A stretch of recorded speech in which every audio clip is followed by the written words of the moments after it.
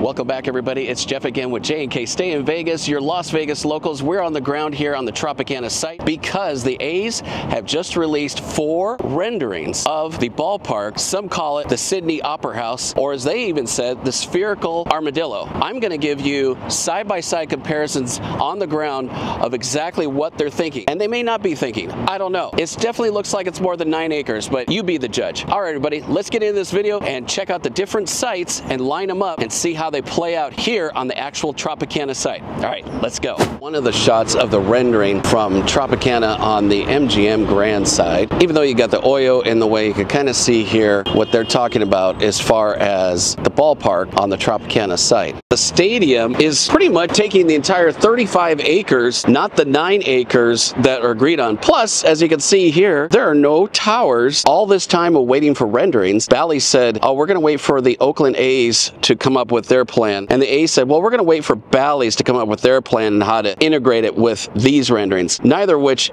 happened until the A's did this and basically put the entire stadium in the entire lot. This is not 9 acres on this rendering. This is 35. Now, we were here a little less than a year ago when those first renderings, I should say render, now we have a little bit better picture, not offering where the towers for Bally's are going to go. Maybe they end up going one on the side and then one on the Oyo side over there, or one down here. Hard to say. Maybe they flank each side, but there's supposed to be a plaza here, and then home plate is obviously going to be way on the other side. Now, when I show you that a little bit later in the video, you're going to see there's not a lot of room back there, so not too sure how they're going to make that 9 acres work in that back corner, but you can be the judge. So a little bit more from their press release. The roof's 5 overlapping layers, whose design is inspired by traditional baseball pennants, open to the north to allow natural light and views up the strip, while also limiting direct sunlight and heat from the south.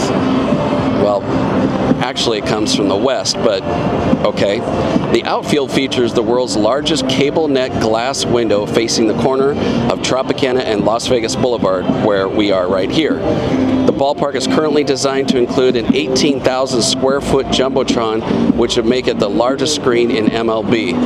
Now, when we get to the other side of the property, I'll show you that rendering and what they're talking about as far as a jumbotron. Not quite sure how this rendering is going to fit on 9 acres. We'll continue on here. We will call this rendering 3. You can see they have the palm trees. This is kind of the view that they're looking in between these palm trees. In the front here, it looks very Cosmo-ish with all the planters and everything. But the ballpark plans to support up to 2,500 on-site parking spots, as well as 2 to 3 acre plaza, which we talked about in the last render, that starts in the northwest corner on the site and extends to the ballpark's main concourse. The overall parking plan will be determined in partnership with Bally's and GLPI, which is the landowner. What that will entail, where the towers are going to go, it's not clear on this render. By this render, it sure looks like it's taking up all 35 acres. What say you? Let me know in the comments below. So essentially, people are going to have to walk from this northwest corner, which apparently will have that plaza, and then they're going to have to walk all the way, theoretically, to the back of the property, which is the southeast. We're going to get over there in just a second and take a look at that rendering. I got some thoughts on that. Now, speaking of those parking spaces, they have said from the outset, for the record, Jeremy Aguero, that this is going to be a walkable stadium. And if you are familiar with coming to a game at Allegiant Stadium and T-Mobile, prices can be north of $100 or more the closer you are to each of the venues. So what's interesting is that there's floated around a rumor that the parking lot across from the Tropicana could be utilized as well. Let me show you that. So this parking lot still stands empty. This is where the October 1 was. I'm not going to mention the word, but there is still parking there that is owned, I believe, still by MGM. Correct me if I'm wrong in the comments below. I'm sure everybody will. But they could utilize this space for parking. And as I'm walking by, check out these brand new diggers that are out here. Interesting. These are brand new. I don't even know if digger is the right word, but there is 1, 2, 3 of them out here on the Tropicana site. Now again, I was saying in previous videos, you're definitely going to want to make sure and subscribe to our channel because I've got some exclusive inside tips and videos coming up in this month of March, in the last closing month here of the Tropicana, and you're definitely going to want to stay tuned for that. So this one looks a little older, but it is 1, 2, 3, 4 of these. Let me know what these are, all my construction nerds. All right, let's head over to that last rendering. So the architect is Barge Ingalls, which I don't even know if I'm saying that right. Doesn't really matter. They were the ones that were up in the Oakland area that were doing the renderings for Howard Terminal. Now, when you looked at those, I know my Oakland people will know that those looked a lot more done, if you will, a lot more finished looking than these that just came out. So, read into that what you want. And speaking of which, we're on this side of the property, and a reminder, folks, that the airport is right there, and always the concern was height of a possible retractable dome. Now it doesn't look like there's going to be a retractable dome, but that sucker looks really high.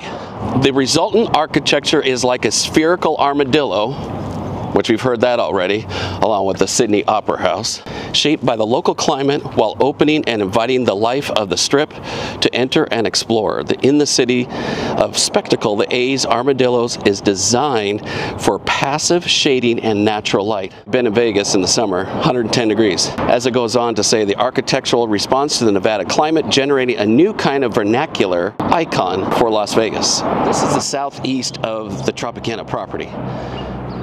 And turning around here is where they say the stadium is supposed to be. Now again, 9 acres gets you to about right where the club tower is. That's the club tower. This is the second tower. And just as of note, a little inside information, they'll be closing this club tower soon, and only going to be taking reservations for the Paradise Tower, which is in front. This rendering, as you can see here, shows fans in the stands, a lot of AI generated, which is kind of to be expected, but you would think that they would have a lot more of a solid grasp of what this was going to look like even inside. Like, where's the lighting going to go? Where are the dugouts going to be? Those things. And look at this Jumbotron, quote unquote, that's off the right field line. I don't know about you, but I think that would give me a little bit of pause or vertigo. I don't know, but yeah. Now here's a shot of the inside, the big Tiffany glass ceiling. Now here's hoping that they're going to be saving this. This came about over 40 years ago, and it's quite spectacular. It'd be a shame if this just went into the rubble. So here's hoping that they save this, maybe for the Neon Museum. Let's see. So I was mentioning earlier that the club tower is probably going to close any time now. And if you saw our Tropicana video from last year, you can see I gave you a tour of the bungalow rooms. This section is already closed. It's happening. And the elevators up here, they're not going to be fixing anything. Something goes down.